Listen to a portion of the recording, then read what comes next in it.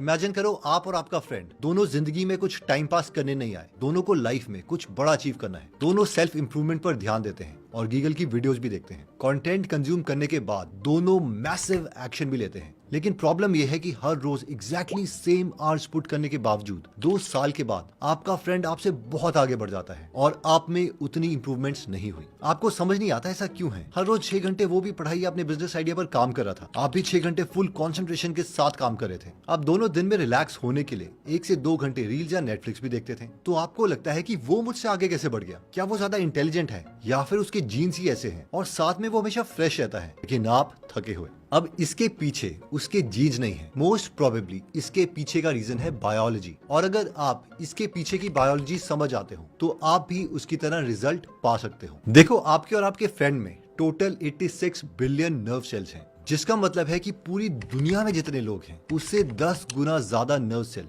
सिर्फ आपके ब्रेन में है। अब इन हर एक नर्व सेल को आप एक बल्ब समझो, जो कि 1 सेकंड में करीबन 2 बार जलता और बुझता है, यानी पूरे दिन में इतनी बार। अब ऑब्वियसली बहुत बड़ा नंबर है, लेकिन अब हम इसके आगे समझते हैं। देखो, हर बार जब ये ऑन या ऑफ होता है तो ये फ्यूल बर्न करता है और इस फ्यूल का नाम है एटीपी, एडिनोसिन ट्राइफॉस्फेट। और जो ब्रेन है वो बाकी बॉडी पार्ट्स के कंपैरेटिवली बहुत ज्यादा एनर्जी कंज्यूम करता है। यानी कि अगर हम पूरे दिन में 5 चपाती खाते हैं तो उसमें से 1 चपाती की एनर्जी सिर्फ ब्रेन को चाहिए। और ये फैक्ट इतना ज्यादा वियर्ड है कि ये कुछ ऐसे है, 5 साल का बच्चा 20 चपाती खा रहा है और 30 साल का नौजवान सिर्फ 2 चपाती। अब हम में से कई लोगों को लगेगा कि हाँ तो ठीक है ना, दिमाग काम कर रहा है तो एनर्जी भी ले रहा है, इसमें प्रॉब्लम क्या है? प्रॉब्लम ये है कि जब ये 86 बिलियन छोटे बल्ब ऑन ऑफ करेंगे तो इससे एक केमिकल रिलीज होगा जिसका नाम है ग्लूटामेट। जितना ज्यादा ब्रेन में ग्लूटामेट इकट्ठा होता रहेगा, मेंटल फटीग बढ़ती रहेगी और दिमाग टायर्ड फील करेगा। इसके साथ साथ एक और इम्पोर्टेंट केमिकल रिलीज होता है जिसे कहते हैं एडिनोसिन।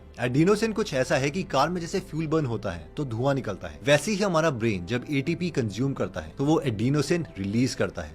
एडिनोसिन का काम है ब्रेन को बताना कि भाई तू थक गया है, रेस्ट कर ले, हम न्यूरॉन से और काम मत करवा। अब होता क्या है कि हम में से कुछ होशियार लोग कॉफी पी लेते हैं और इससे हम एक्टिव भी हो जाते हैं। तो क्या इसका मतलब है कि ये जो एडिनोसिन था क्या वो हमारी बॉडी से चला गया? नहीं, कैफीन हमारी बॉडी को सिर्फ इल्यूजन देती है कि एडिनोसिन वहां पर नहीं है। ये कुछ ऐसा ही है कि घर में आप झाड़ू मार रहे हो और वो जो सारा कचरा है वो बाहर फेंकने के बजाय सारा का सारा कचरा आप बेड के अंदर डाल रहे हो और कह रहे हो मैंने तो घर साफ कर दिया। इन शॉर्ट, जितना ज्यादा हम डिसीजन लेंगे उतना ज्यादा ग्लूटामेट और एडिनोसिन ब्रेन में रिलीज होगा और हम थका हुआ महसूस करेंगे। पर मेन सवाल तो ये आता है कि आप और आपका friend same amount of time के लिए काम कर रहे थे, लेकिन वो आगे कैसे निकला? तो वो इसीलिए आगे निकला क्योंकि आप दोनों के काम करने का सीक्वेंस अलग है। देखो, वो सुबह आते ही अपना P1 यानी प्रायोरिटी 1